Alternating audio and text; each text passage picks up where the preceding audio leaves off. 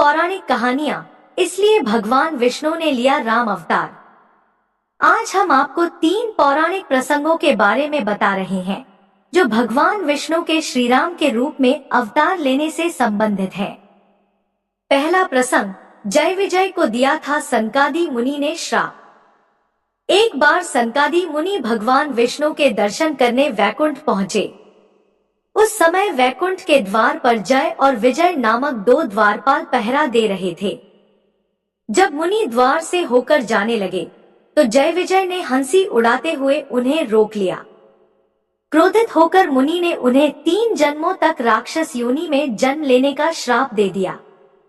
माफी मांगने पर मुनि ने कहा कि तीनों जन्मों में भगवान श्रीहरि स्वयं तुम्हारा वध करेंगे और तुम्हें मोक्ष मिलेगा। पहले जन्म में जय विजय ने हिरण्यकशिपु और हिरण्याक्ष के रूप में जन्म लिया और भगवान विष्णु ने वराह और नृसिंह अवतार लेकर उनका वध किया। दूसरे जन्म में वे रावण और कुंभकर्ण के रूप में पैदा हुए और इनका वध करने के लिए भगवान विष्णु को राम अवतार लेना पड़ा। तीसरे जन्म में वे शिशुपाल और दंतवक्र के रूप में जन्मे और भगवान श्री कृष्ण ने उनका वध किया। दूसरा प्रसंग, मनुष्य रूपा को भगवान विष्णु ने दिया था वरदान।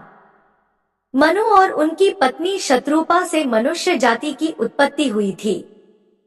ये दोनों बहुत ही पवित्र जीवन जीते थे।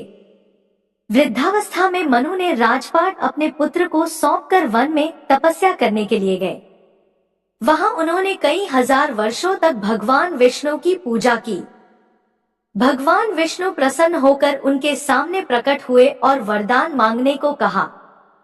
मनु और शत्रुपा ने भगवान से उनके समान पुत्र की इच्छा की।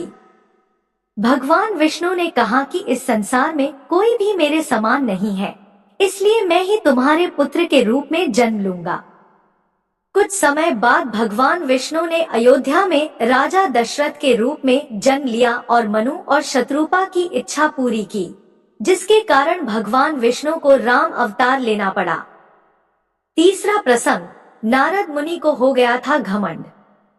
एक बार नारद मुनि को इस बात का घमंड हो गया कि वे इतने तपस्वी हैं कि कामदेव भी उनकी तपस्या को भंग नहीं कर पाए। नारद जी ने यह बात भगवान शिव से कही, जिससे उनका अहंकार और बढ़ गया। शिवजी ने नारद मुनि को सलाह दी कि भगवान श्रीहरि के सामने ऐसा घमंड नहीं करना चाहिए। फिर नारद मुनि भगवान विष्णु के पास गए और अपना अभिमान उनसे भी प्रदर्शित किया। भगवान विष्णु ने सोचा कि अब नारद मुनि का घमंड तोड़ना चाहिए। नारद मुनि एक सुंदर नगर में पहुंचे, जहां एक राजकुमारी का स्वयंवर हो रहा था। राजकुमारी के रूप और सौंदर्य ने नारद जी को आकर्षित कर लिया और उन्होंने भगवान विष्णु से रूप की कामना की।